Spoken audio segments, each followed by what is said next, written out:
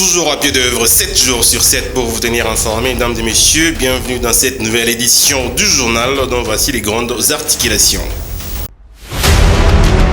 Au sommaire de ce journal sur Molière Télévision, publication des résultats provisoires des élections législatives provinciales par la CENI. La cérémonie a eu lieu tard dans la nuit du dimanche 21 janvier. La scène de liesse des candidats victorieux était visible dans certains coins du pays. Et puis, les Léopards de l'RDC ont fait match nul face aux Lions d'Atlas du Maroc, un but partout lors de la deuxième journée du groupe F. Avec ce résultat, les RDC garde sa deuxième place derrière son concurrent. Retrouvez le développement de tous ces titres dans ce journal présenté par Jean-Paul Mugalou.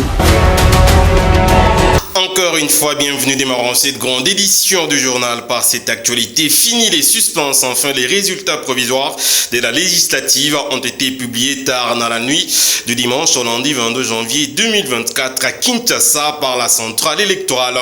Dans l'ensemble, la joie est à son comble du côté de ceux qui ont gagné cette bataille électorale. Suivez. Il a fallu attendre tard à l'aube du lundi 22 janvier 2024 pour voir la Commission électorale nationale indépendante en République démocratique du Congo procéder à la publication des résultats provisoires de la législative provinciale qui s'était déroulée en décembre de l'année écoulée.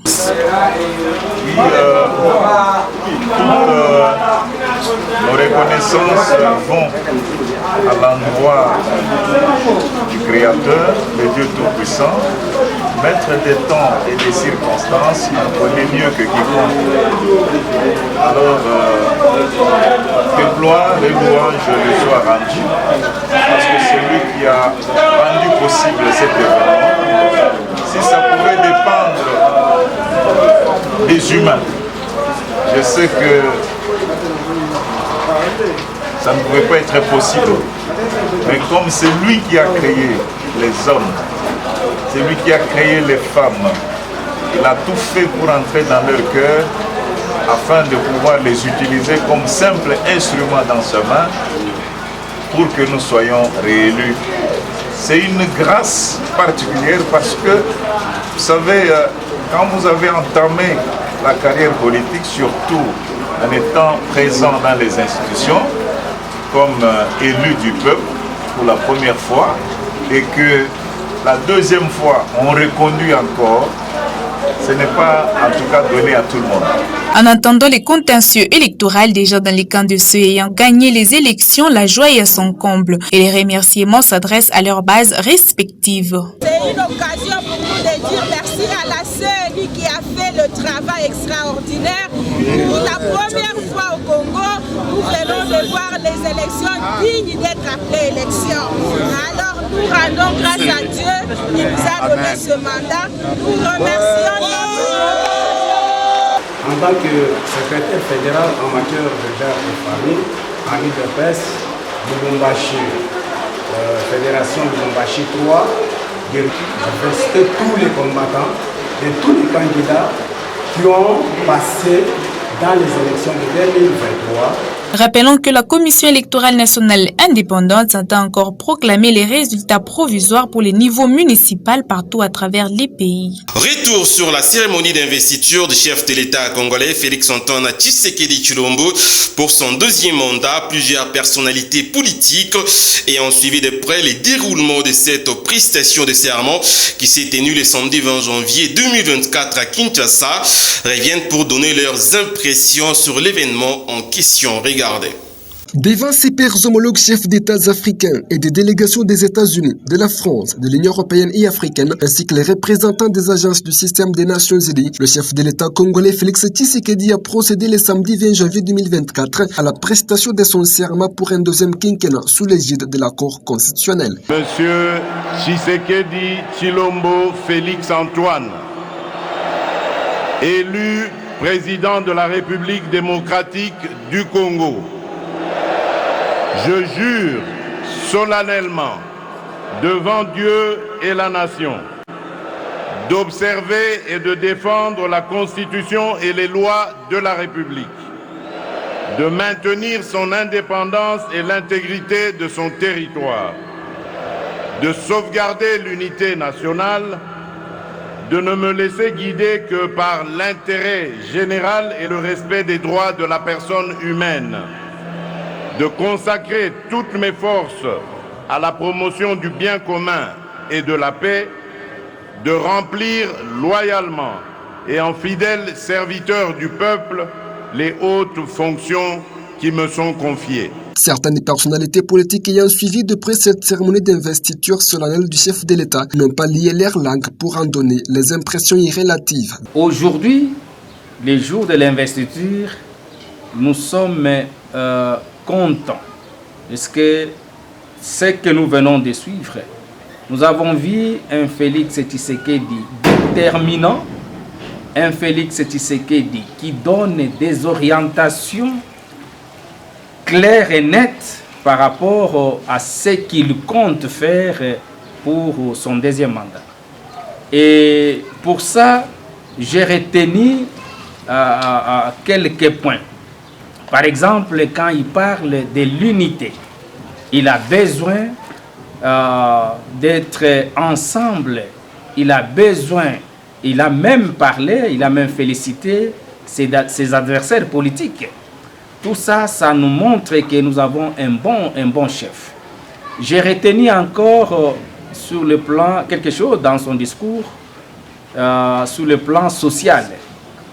Il est en train de parler de la baisse du taux de dollars.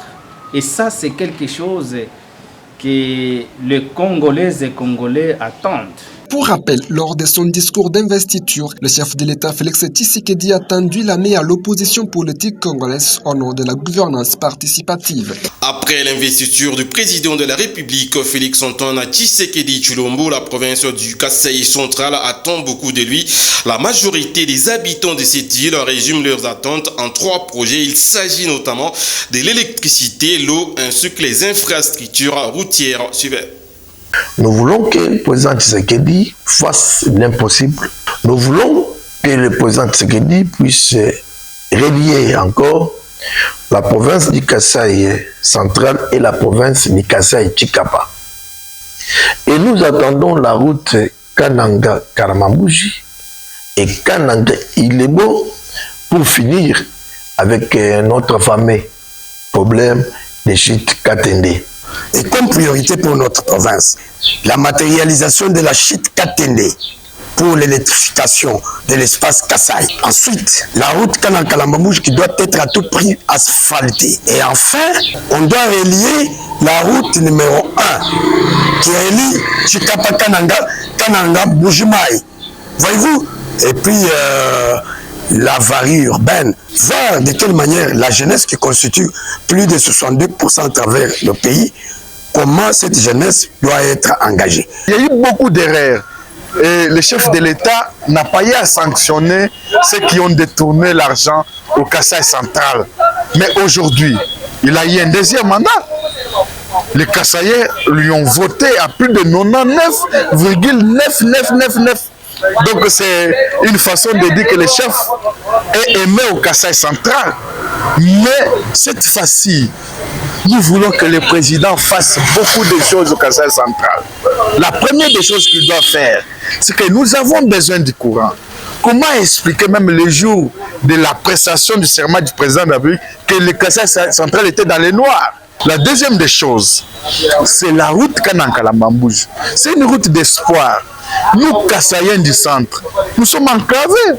Mais si on ouvre la route Kananga-Kalambamouji, les gens du Kasaï central auront à faire le jumelage économique avec Lunda Nord. Et les histoires d'Angola vont venir ici. Et il y aura la vie au Kasaï central. Il est notre frère, nous l'aimons. Mais ce que nous attendons pour le Kasaï central, nous voulons qu'il fasse quand même quelque chose pour nous. Nous n'avons pas de route, nous n'avons pas de l'eau, nous n'avons pas du courant. Qu'il songe vraiment à nous. Que le Kasaï central soit quand même désenclavé. Et là, nous allons quand même le lire pour la 3e fois. Nous l'aimons, c'est notre frère. Bon, nous tenons d'abord à féliciter Monsieur le Président pour sa réélection à la tête de notre pays.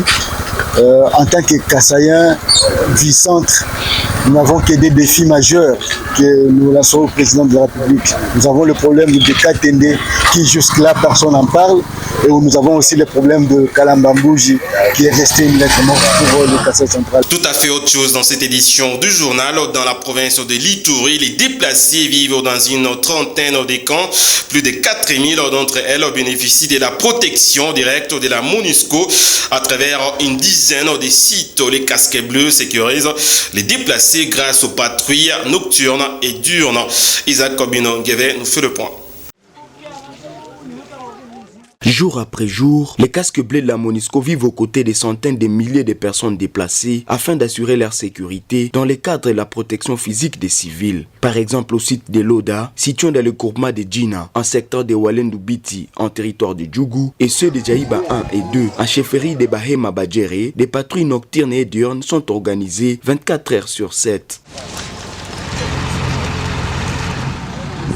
La protection des civils reste la pierre angulaire du mandat de la mission des Nations Unies en RDC, a souligné Karna Soro, chef de bureau de la MONUSCO en Ituri. Il y a un historique. Et donc ces groupes armés sont nés en 2017, ils ont commencé à semer la terreur dans les populations civiles, ce qui a forcé le gouvernement et la MONUSCO donc à redéployer des unités pour essayer de protéger ces populations-là. Aujourd'hui, nous avons sur l'ensemble de l'Ituri presque 72 sites de déplacés. Sur les 72 sites de déplacés, vous avez autour d'une douzaine de grands sites de déplacés donc, qui sont sous la protection de la MONUSCO et des FRDC. Les populations de Djougou vivent en grande partie par les activités champêtres. Avec la présence des miliciens qui s'attaquent aux civils, l'accès dans les champs était un vrai casse-tête. Les hommes et les femmes déplacés affirment qu'ils ne doivent leur servir que grâce à cette présence de la MONUSCO. MONUSCO fait aussi la patrouille nocturne et la patrouille diurne. Et ces patrouilles se font d'une part ensemble avec le FARDC et d'autre part, il faut leur patrouiller seul aussi. Sasa mimi kwenda kushamba, alasa kushamba kule tunakeka na ba MONUSCO pamoja wachungaga siku ile. Les sentiments anti-MONUSCO n'existent pas en Ituri, comme cela a été observé les années passées dans le Nord Kivu et ailleurs. En province de l'Ituri, l'on dénombre plus de 38 sites où sont un peu plus de 400 000 déplacés. Au vu de l'effectif supposé insuffisant des dispositifs sécuritaires, dont les éléments FARDC, de la police et les casques bleus, il y a lieu d'affirmer que la capacité de nuisance est supérieure à la capacité de protection. D'une province à une autre, le numéro 1 de la ville frontalière de Kasumbalissa, André Kapompa, a été prison au stade des Martyrs dans la capitale RD congolaise le samedi 20 janvier 2024 pour assister à l'investiture du chef de l'État congolais Félix-Antoine Tshisekedi Tshilombo. Plus de détails dans ces reportages. Dans un stade des martyrs de la Pentecôte rempli du monde venu des quatre coins de la République pour assister à l'investiture du chef de l'État Félix-Antoine Tshisekedi Tshilombo à Kinshasa, la capitale, les villes haut-katangaises ne sont pas restées en marge de cette grande cérémonie. La ville frontalière de Kasumbalissa a été représentée par son maire, Maître André Kapompa Kamwanya, à côté de ses homologues de Lubumbashi Kazembe Choulé et Henri Mungoma de Likasi. L'entrée triomphale de Félix Tshisekedi, comme celle de Jésus à Jérusalem, laisse transparaître au visage du maire de Kasumbalissa l'espoir de la continuité de l'élan de développement de la ville frontalière. Pour André Kapompa, la joie de la population manifestée au stade des Martyrs devant plusieurs chefs d'État et de gouvernement ainsi que des différentes délégations étrangères démontre la confiance du peuple congolais en son président qui incarne une vision salvatrice pour la République démocratique du Congo. Président de la République réélu du Congo, son Excellence Félix-Antoine Tshisekedi Tshilombo. Après la prestation du serment de Félix-Antoine Tshisekedi, André Kapompa croit à un Congo plus fort, plus uni et surtout grâce aux 6 piliers clés sur lesquels se reposera désormais la vision du chef de l'État Félix-Antoine Tshisekedi pour son second quinquennat. Parlons Parlons sport. Dans cette édition du journal, la RDC et les Maroc se sont séparés sur un score d'un but partout dans les cadres de la 10e journée du groupe F de la CAN Côte d'Ivoire 2023. Avec ces scores nuls, les Léopards de la RDC gardent la 2e place et pourront valider leur qualification le mercredi prochain devant la Tanzanie. Paulin Mbaya nous signe ces reportages. Les duels au sommet du groupe F entre les Léopards de la RDC et les Lions d'Atlas du Maroc avec dimanche 21 janvier lors de la 2e journée de la CAN 2023 qui se joue au pays des éléphants. Dès l'entame du match, les Léopards de la RDC ont été cueillis à chaud par les Marocains suite à un coup de tête d'un attaquant sorti de justesse par le portier congolais qui a renvoyé la balle à corner, lequel verra l'ouverture des scores signé Achraf Hakimi, score qui va renvoyer les deux équipes à la pause. Avec ce ballon effectivement sortant, la reprise et le but des Lions de la classe, ça n'a pas traîné. La reprise d'Achraf Hakimi, il en met quelques-uns dans une saison avec le Paris Saint-Germain. Il n'a pas besoin, c'est pas un coup de tête, c'est une défense complètement désarticulée, très loin. Sans se laisser faire, les poulains de Sébastien Desabre vont multiplier les assauts en deuxième période dans les camps adverses, à l'exemple de ce centre de Chancel Bimba réceptionné par Meshak Elia qui va servir en pleine surface Silas Katompa pour l'égalisation. Échec, le centre entré.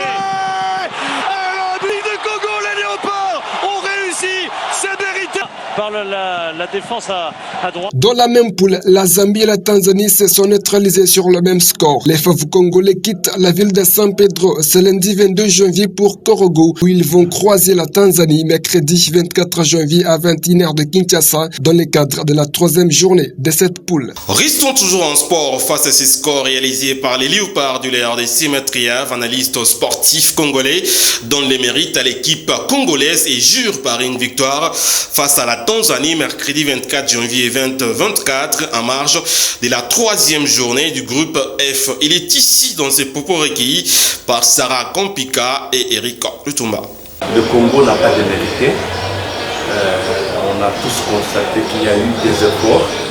Mais je crois qu'améliorer, comme on l'a fait pendant la 2e mi-temps, nous osons croire que nous pouvons compter sur une grande victoire, une victoire vraiment écrasante, comme celle que nous venons de vivre il n'y a pas longtemps.